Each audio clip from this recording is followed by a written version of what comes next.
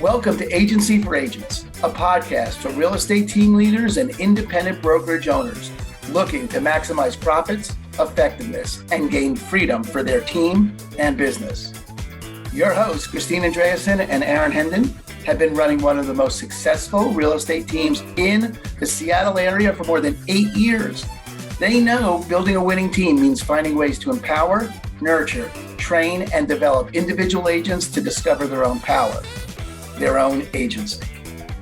On the podcast, Christine and Aaron interview thought leaders in real estate and personal growth to help you impact both your performance and your teams. We know it takes a lot, and leaders and brokers that crack that code reap the rewards of success greater than any they could ever achieve on their own. Welcome to Agency for Agents. Thank you for being here today. Great. Thanks for having me. Yeah, Hey. pleasure to meet you. Why don't we just jump in, Pete, just a little bit of your backstory, how you got into real estate. Just give us a... I love that you got recruited by your neighbor. Yeah. That's awesome. Tell us that story. Knock, knock. Do you want to be an agent? It was pretty much like that. You know, I was all 20 years old, and my next door neighbor that we'd grown up next to was starting a real estate agency. It was a father and the mother and the two sons, and one of the younger sons that was closer to my age says, "Hey, you want to get into real estate? What do I got to do?" "Well, pass a test." Okay. I was pretty good at taking tests. So, I'd get down to the bookstore. There was no Amazon back then. This was 96. Wow. And I got into it to pass the test. I think I flunked it the first time. I had to go and restudy. There you go. No training, completely thrown to the wolves, young 20-year-old guy, a little introverted, right up against a agent that didn't believe in co-broking and was nicknamed the alligator. Nice. That was your first deal? That was my first deal. Yeah, for the family stockbroker. So it was scary. I swore I'd never do that again, and actually let it lapse, and then I got it back a couple of years later. But it was not the ideal training plan, that's for sure. It's funny. Yeah. And now tell us about your team now. You run a team, yes? I've got a small team. So I went from big to little. I mean, I had been a solo practitioner for quite a period of time.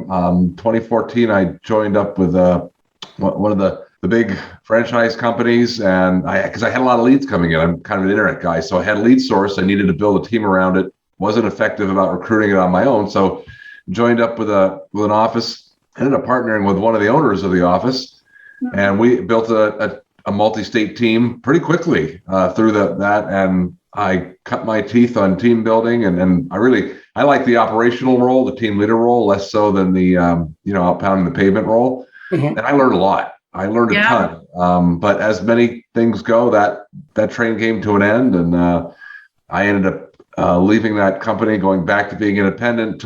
Gave some of those agents an option. I didn't take them, but I gave them an option. If you want to come with me, you can. And I completely pivoted on that model of compensation and made it more of an a la carte, more like what we see with these 100% agencies, because I found myself at a juncture saying, "Oh, there's no way I'd join this team." You got to ask yourself that, I think, because, it was all the tools and bells and whistles to offset the fact that you're only keeping 20 cents in the dollar.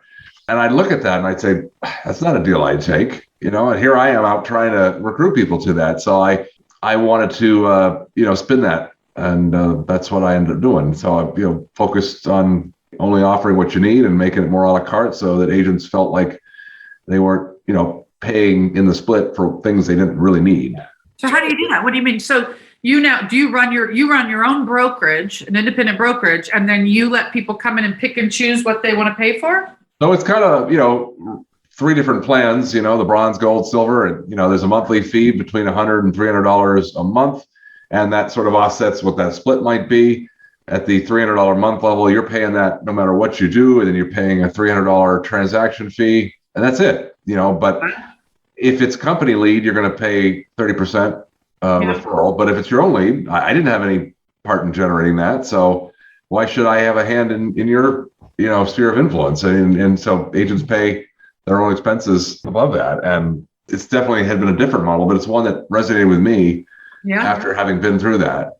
It's a brokerage, not a team necessarily. That's correct. Yeah. It's a blurry line, I guess, but yes. Especially now, more so now than ever, Right. Yes. Really blurs. Yeah. Yeah. One thing I was going to say, Link, is I think that's one of the things that we're discovering and talking to more team leaders and broker owners.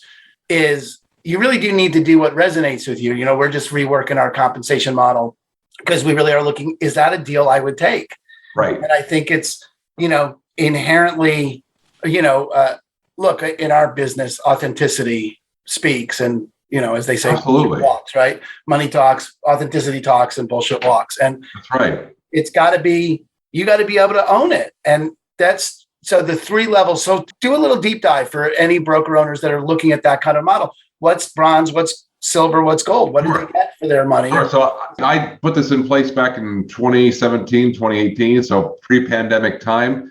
Yeah. I went 100% virtual because I found by leading a team, there was also that flip accountability that I had to show up to 8 a.m. Yeah. I didn't always want to do that. You know, I sort of felt like I had a job all of a sudden. So we're 8 a.m. every Monday through Friday. We hear you, my friend. You know, dialing your seer, doing all these things. I mean, I can't ask you to do something that I'm not willing to do. So I came up with the virtual model because, you know, real estate's out in the field. It's not in the office. And I didn't want to go to one and pay for it. And somebody had to pay for it. So I got rid of that, went to the virtual model. And the $100 a month is a plan, if I recall, it's sort of like an 80-20 split on top of that. $200 a month was 90-10. And then the $300 was just that transaction fee. Nice. And you could go up, you know, I didn't want someone, you know, hey, I'm not expecting anything. Let me drop it down. No, if you were newer, you were starting out, and I really, you know, have not the best luck with part-timers or newbies. I mean, you come to the table, I mean, it's fairly, you know, if I'm not seeing you physically, you need to know what you're doing. And, you know, from an oversight standpoint, I need to know that you're, you know, there's not a lot of meat in the bone here for me to put up with a lot of, you know, training and liability beyond the normal. So you kind of have to have some level of experience and know what you're doing and yeah, make peace with that. And that's been what we've done. And I think a lot of my revenue from that, there's not a lot of meat there on that, but it comes from company leads that I still generate. And then, you know, collecting a referral fee on that for the agents that work those. And some agents have, you know, I had one this year that closed 2.8 and a couple, you know, good sized leads that came from that. So they win, I win. And it works out well. Great. So you find yourself attracting more seasoned agents or keep retaining more seasoned agents? I'm retaining the ones I have. I mean, attracting has not been, I tried in the earlier years of that to recruit, and it was just, I don't think many were ready for that model. Yeah. You know, the hooks were still in there I realized agents will pay. See, I was more of a business-minded person. I'm like, one of the best ways for an agent to make more money is reduce their cost of sales. But there's a vanity play there around, you know, we're the biggest company in our market. You know, we do this and we do that, and then have an fancy office. I mean, someone's paying for that. And I just wasn't, you know, the water cooler type agent. That was never me. But I found a lot of agents still put value and need that for whatever reason. Vanity. Well, COVID kind of put it into that, didn't it? COVID did change that, yes. It's interesting because we rolled over from Keller Williams. We love Keller Williams.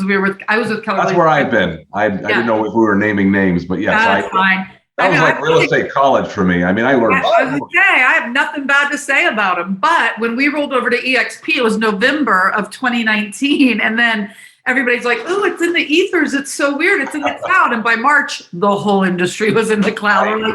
Right. We're just 4 months ahead of you, my friends. I was a few years ahead. I mean, I feel like there's this downward pressure on, you know, from the consumer on the, yeah, we're all seeing a commodity product with all the things that are happening in the industry. So cutting that brick and mortar out is a big line item for a lot of brokerages and teams. I mean, the team we had, we were paying, you know, a fancy office fee there. And it's you don't even want to know my lease that I've been paying for a year and a half during COVID with nobody there. Waterfront office. It's just insane but that is, you know, you pick your jam, you pick where you're going to put your moolah, right? Correct. And my focus was always to get more into the agent's pocket because that resonated with me. Yeah. And with them. And I think if they left, you know, I don't think it was because they found a cheaper deal. Right. I don't want to necessarily compete on price, but it just made sense to me. It felt right. And maybe I was giving away too much, but it's just working for you. It seemed to me like that was fair. How many agents do you have in your brokerage? Right now it's 3. 3? Yeah, 3. Yeah, we're boutique. Yeah, for sure. But I think that's what we love about doing this podcast is we're getting all these different points of view and everybody's got a different jam. Aaron and I, on the other hand, we attract new agents like by the hordes, and because we like growing them up some days. Yes. Some days we like growing them up and teaching them.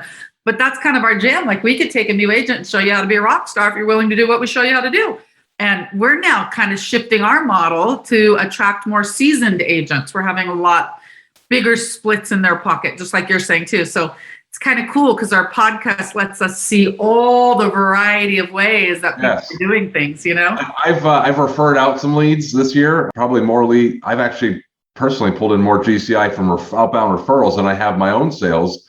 Nice. You don't have to work. I guess that could be a way to prep the, I don't use a drug dealer analogy, but get a little taste of the leads, and roll them in. I mean, but 30% to me is 30% no matter where it comes from. So that's right. No, that's awesome. I don't have that liability of carrying them. Not that I would love to, I honestly, be honest with you, I got a little burned out with it. It was just. No, I can look. We wasn't resonating. That's right. We just had our team call, and it's dealing with new agents and training people and and dealing with the drama. Right, is a big deal, and you got to have a stomach for it. And really, 30% really for doing it's not for doing no work, but no work after the lead is generated is fantastic. I mean, that's why that's one of the big things I love about where we're at now is with the EXP models. I get referral fees from agents all over the country, just like that. And, just because they join the team and they're doing business, just because they're doing business, I get a referral fee.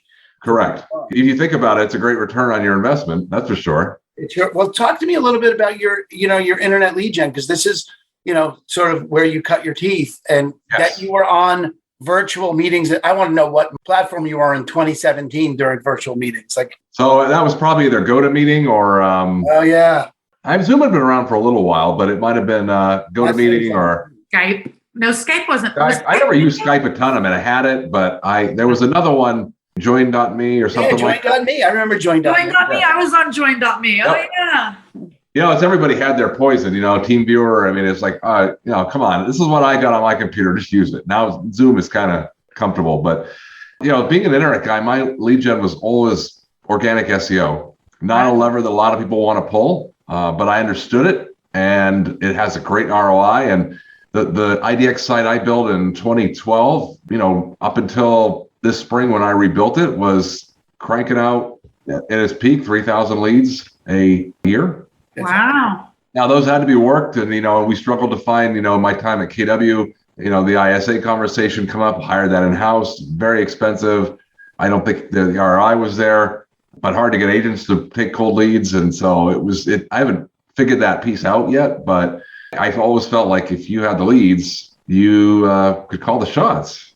And, a lot of money spent on PPC. I mean, I've never spent a dime on pay-per-click. I've never spent a dime on Zillow. Nice. I want to own the car, make the payments, not lease it. Yeah, that's great, Link. And you taught yourself how to do that and just built that up. Yeah. We're coming back from the site got a little tired, so it's been redone, and now going through there's an investment there, but it's so far it's paying dividends. And my niche is around waterfront property, so New Hampshire is very much a secondary home market to the greater Boston, even Connecticut, New York region. So that lets me find a niche a little below the big guys, and things on water usually have a good price point. Yeah, they do. Those houses are nicer and they don't smell so bad. No, and the people that, it's a discretionary purchase, but when they're ready, and they don't have to, get seller concessions and all this. I mean, a deal can happen. We have no inventory like everywhere else. So that makes it harder. But yeah, that's been my, and a growth model for me now is going to be probably to test new markets with this. Our MLS is, it's so small up here that covers 2 states, Vermont and New Hampshire. So I'm working on making sure I get licensure in Vermont, where I can then try to get some leads out of that market and again, refer those out to start with and see what the volume looks like before I would recruit to that. Great. And so have you been doing the phoning on those leads yourself, or is that what the other 3 agents do? Or it's a mix. I'll cherry pick some and then pass them. Some of it's geography. Mm-hmm. I'll pass them along, and I don't want to take them all. So I want to spread that around so that they continue to see value. And again, that 30% referral is, right. I have no time lost. If it doesn't close, it doesn't go anywhere. I haven't wasted the time out driving around. And you haven't spent any money on the lead. I mean, any upfront on the lead. It's just coming to you because you put the back end in. Correct. Yeah, that's right. I made the investment, so I'm not having a cost per lead in the sense of PPC or something like that. Yeah, that's awesome. And in setting that up, I'm just curious, are there any tools or specific way you learned how to set up your own IDX and you set up your own SEO to generate 3,000 leads a year? There was a lot of, so I've got a second business doing digital marketing. So I have built websites for agents and other industries. So I had some knowledge there, and it was in the recession that I had struggled to find people willing to invest in this. So for me, it was more of a kind of a hobby or a pet project to say, I've got this idea. I want to see if it works. I've got some theories. Let's try it out. Lo and behold, it did. Then it was a lot of reading, and I honestly found it interesting. So it was very much, let's try this, let's try that, let's see what happens. Some of it might have been the right time, the right place. But it was my third attempt at doing it. There's an independent brokerage in our market that started up in 2004. It was built on the back of organic SEO, and it's a huge multi-office location now. So I didn't get it right out of the gate, but whereas someone else did, but I knew that there was value there, and I don't think a lot of agents invest in it. And so there's an opportunity there because it's not, here and now. It's not instant. Right. It's over time. And yeah, there's a lot of, tell me about do you do any lead gen or any work on YouTube, video, anything like that has been? Not really. No, I mean, we've experimented with some, and I think the idea has been there to create some. It's just the bandwidth and the making the commitment to it. It's not that I'm not a believer of it, but it's just, I think when like blogging or anything, don't start it if you can't see it through. Yeah. And COVID has, slowed down a little bit of that, I think, to be able to get out. I mean, I could see doing that around different lakes and creating content, but I think you got to own that, and you got to be in it for the long haul to see some traction. For sure. Yeah, I think that's great. Just like your jam, it doesn't happen overnight. Yeah. Correct. Yeah. That thing about bandwidth is great. You called your shot with your website, and you did that. And I think that's just killer for people to take away, is that you don't have to be everywhere. You're not going to do everything. You're going to do one thing really, really, really well and have that be your jam. And, 3 agents in a boutique brokerage is brilliant. Well, you keep it lean, and again, it's not what you bring in, it's what you keep at the end of the day, I think. And that's right. I went to Mega Camp many a times at family reunion, and up on the screen they'd show the volume of the GCI, but what they never showed was what are these guys putting in their pocket. And I'm sure they were doing well to be up there, but that tells a lot more of the story when you're looking at P&Ls. I mean, I'm not interested in bringing it out and sending it right out the door. I want to keep it. That's awesome. So, looking at your own cost of sales, whether you're a broker or team leader or even an agent, that stuff is equally, if not more important, in a place where you can trim and adjust to improve your profits, I think.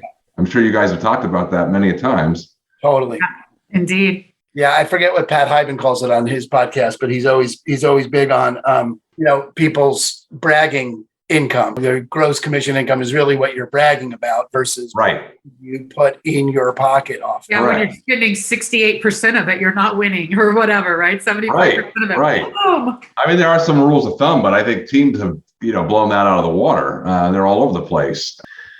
And I've been guilty of that. Just for the we all. I know I was always trying to, follow the model. Yeah. And there was some deviation from that, and there were some partner challenges with let's just spend it like it's water, and I have found that mega agents don't always transition well to team leaders because it's a very different skill set. I'm sure you guys have gotten into that, and the ability to lead and motivate and create a world great enough for the right people to be a fit for you and your vision. Many of them I know don't even have a vision defined. Yeah. Let's just sell more real estate and get a few buyer's agents. It's great. I'll make some money off them, and they'll just go and do it all on their own. I mean, I never saw it work that way. Right.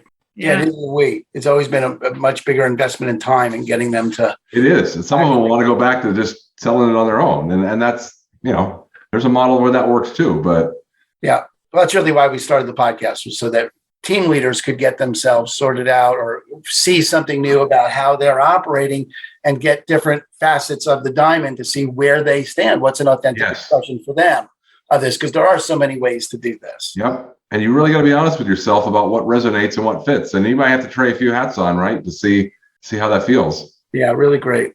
All right, Christine, any questions? Anything else? I was just thinking, one of the things that we were dealing with this morning on our leadership council was really the coaching of the new agents. And it sounds like you just said, nope, that's not a direction I'm going. So everybody that comes in, are they just 100% on their own? Do you coach? Do you mentor? Or are you just their managing broker if they have a breakdown? Tell me about what you provide in the sense of training or coaching, or do you not look for people needing that? No, I could definitely train and coach. I mean, I learned, again, I took a lot of that away from my KW team leader times, and a lot of great stuff that transitioned well. But, it was going to have to figure out a cost or a rev share on that. One of the models I came up with was pairing a new agent with a existing agent, ideally if they're in a similar geographical market where they could work together.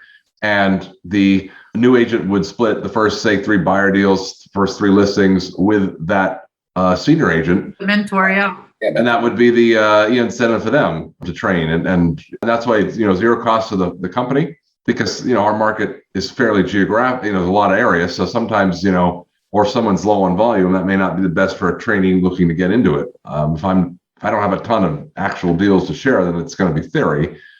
So that's a model that we tried and tested some, and I think it had some success. But you've still got to have the right person. That right.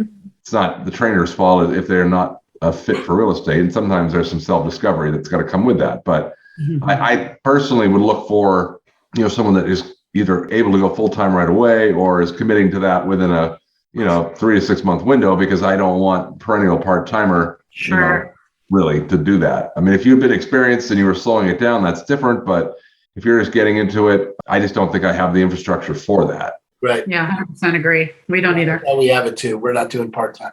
Yeah. I mean, there's other places, and I've even said go to KW, go to Berkshire Hathaway, go, wherever, where there's a much stronger training program, cut your teeth there and then slide over if it's still a fit for you. Go to the big box, right? Yeah, because they've got that stuff dialed in.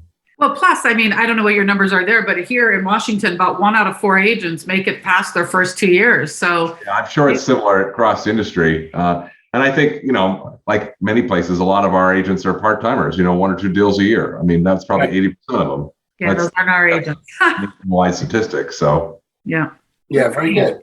Great, Link. And then, just one question we always ask everybody is, what books? I'm always interested in reading something new. What would you recommend? What are you, reading, listening to? What, to give you? Yeah. So one sticks out right away, came out, I don't know, 3-4 years ago. It's, I don't remember. It's like 3 M's. You can look it up, Amazon: methods, metrics, and mindset.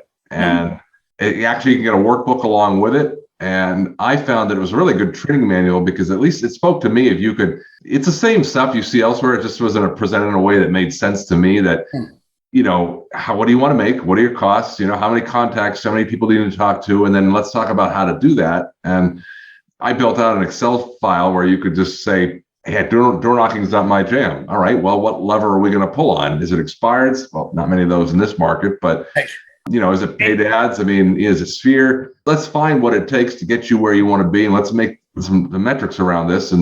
But at the end of the day, it was how many people are you going to talk to a day about real estate and move that relationship. And, it was an easy read, and I just kind of walked you right through. And I bought that book for many agents. The Conversion Code is another one. That was a good one. It came out around the same time, written by the guys here in the Boston area, I think, that did Curator. Yeah, it's a great book. Great scripts in there. There's a lot of that geared toward online leads, but certainly phone scripts, good stuff. So those 2 come to mind. Great. Awesome. The 3M one is definitely new to me, so I'm definitely going to check that out. Because I wrote it down. We'll get it. Check it out. Yeah, it's one that not a lot of people hear about, but it was written by 3 guys that are in the business, and I think it's great for an agent at any point that's looking for some growth, and certainly it will resonate with someone if they are the type that kind of needs to see a plan. We're just talking about this today, and we're doing our yearly. We're planning 2022 next week. Yep. So it sounds like a total fit. That's why I asked, because there's always new ideas out there. Yeah, great book, and a good little workbook with it. If somebody's a workbook type, I mean, I could use a book like that in curriculum for training if I were to. I mean, it would. Yeah. Awesome. That sounds great. Awesome. Anything that we didn't ask that you wanted to really get into that we should have asked you? I don't think so. You guys did a great job. All right. It's awesome. It's awesome meeting you. It's awesome. Yeah, thank you. I appreciate your time and appreciate being a guest here today. We'll put you in our database for our referrals going your way. You put us in Seattle, coming our way, and we'll let you know when the podcast comes out, and we'll send you a link to it and Perfect. all of that good stuff. Thanks Awesome. for being here. My pleasure. My pleasure. You guys enjoy the rest of your day. Yeah, You do the too, same. man. Thanks. All righty. Bye-bye. Bye.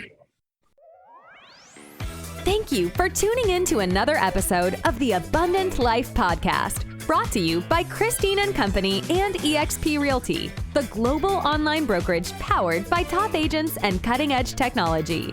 If you liked what you heard, consider subscribing wherever you listen to podcasts. Your hosts have been award-winning brokers Christine Andreasen and Aaron Hendon. For more on them, visit christineandcompany.com.